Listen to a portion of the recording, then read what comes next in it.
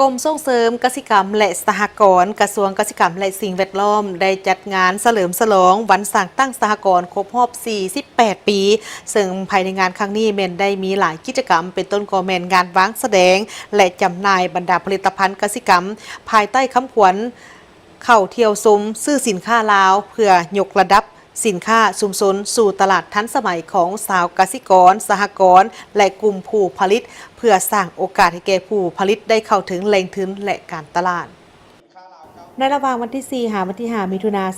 2026 กรมส่งเสริมกสิกรรมและสหกรณ์กระทรวงเกษตรกรรมและสิ่งแวดล้อมได้จัดงานเฉลิมฉลองวันสร้างตั้งสหกรณ์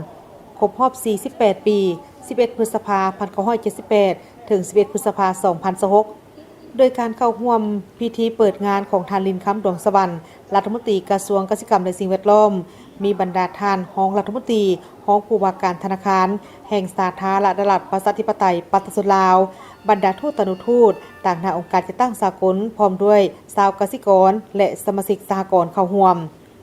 ในพิธีท่านอนงสรพรหมจันทร์หัวหน้ากรมส่งเสริมกสิกรรมและสหกรณ์ได้ขึ้นรายงานย่อเวียกงานสหกรณ์โดยได้ยกให้เห็นถึงประวัติความเป็นมาและการเติบใหญ่ขยายตัวของเวียกงานสหกรณ์อยู่ลาวซึ่งได้มีแนวคิดริเริ่มสร้างตั้งมาตั้งแต่ปี 1970 อยู่เขตปลดปล่อยจนมาถึงวันที่ 11 พฤษภาคม 1978 กฎหมายว่าด้วยสหกรณ์ได้กำหนดให้เป็นวันสร้างตั้งสหกรณ์อย่างเป็นทางการโดยผ่านระยะแห่งการปรับปรุงและหันเปลี่ยนกลไกเศรษฐกิจมาฮอดปัจจุบันทั่วประเทศมีกลุ่มการผลิตทั้งหมด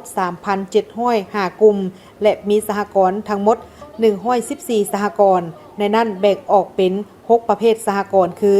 สหกรณ์กสิกรรมและป่าไม้มี 58 สหกรณ์สหกรณ์สินเชื่อและการฝากเงินประหยัดมี 32 สหกรณ์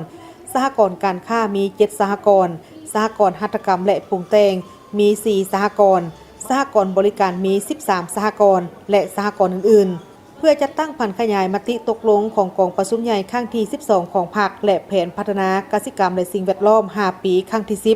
2026 ถึง 2030 กรมส่งเสริมกสิกรรมและสหกรณ์ได้วางคาดหมายสู่ชนในต่อหน้าคือ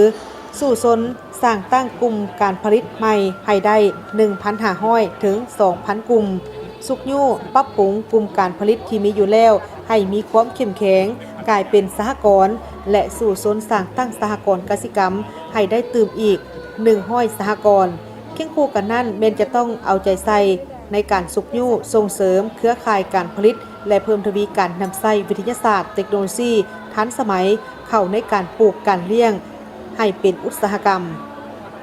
สมาชิกทั้งหมดมี77 ครอบครัว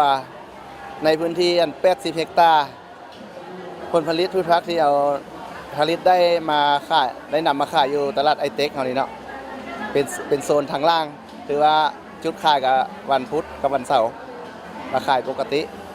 บ่อื่นก็ถ้ามีวางแสดงก็ถ้าเปิดไปฮอดประเทศก็ได้มาคือเก่านำสินค้าไปวางแสดงสหกรณ์เอานี้ถือว่ามีความพิเศษก็ถือว่าปลูกพืชผักเนาะปลูกผักหลากหลายอย่างคือว่าสำหรับพ่อแม่ประชาชนที่บริโภคครัวเรือนนี่ถือว่าอยากว่าครบทุกอย่างเนาะอยู่ที่นี่มีพวกเรามี3สหกรณ์มีสหกรณ์พันเพชรซึ่งเป็นสหกรณ์กสิกรรมและป่าไม้2เป็นสหกรณ์อัจฉริยะซึ่งพวกเรารับผิดชอบเรื่อง IT เรื่องเทคโนโลยีหรือว่าบริหารบุคลากรบัญชีการเงินซึ่งที่จำเป็นที่สุดให้กับบรรดาสหกรณ์ในขอบเขตทั่วประเทศแล้วอันที่3เป็นสหกรณ์ล่องแวนซึ่งมาจำสำเนือเมืองสำเนือแก่งหัวพันที่ว่าผลผลิตเหล้าขาวแป้งปั้นกับทาง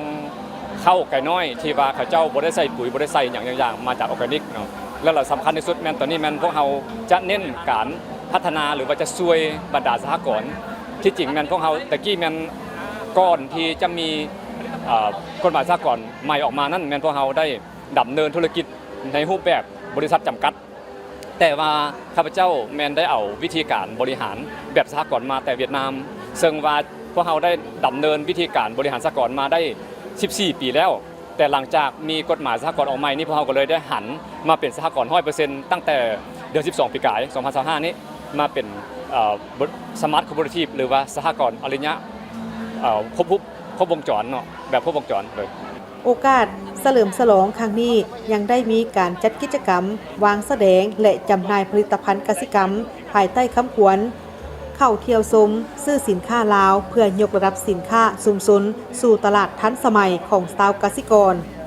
สหกรณ์และกลุ่มผู้ผลิตเพื่อสร้างโอกาสให้แก่ผู้ผลิตได้เข้าถึงแหล่งทุนและการตลาดโดยการร่วมมือและสนับสนุนจากองค์การจัดตั้งสากลเป็นต้นแมนองค์การ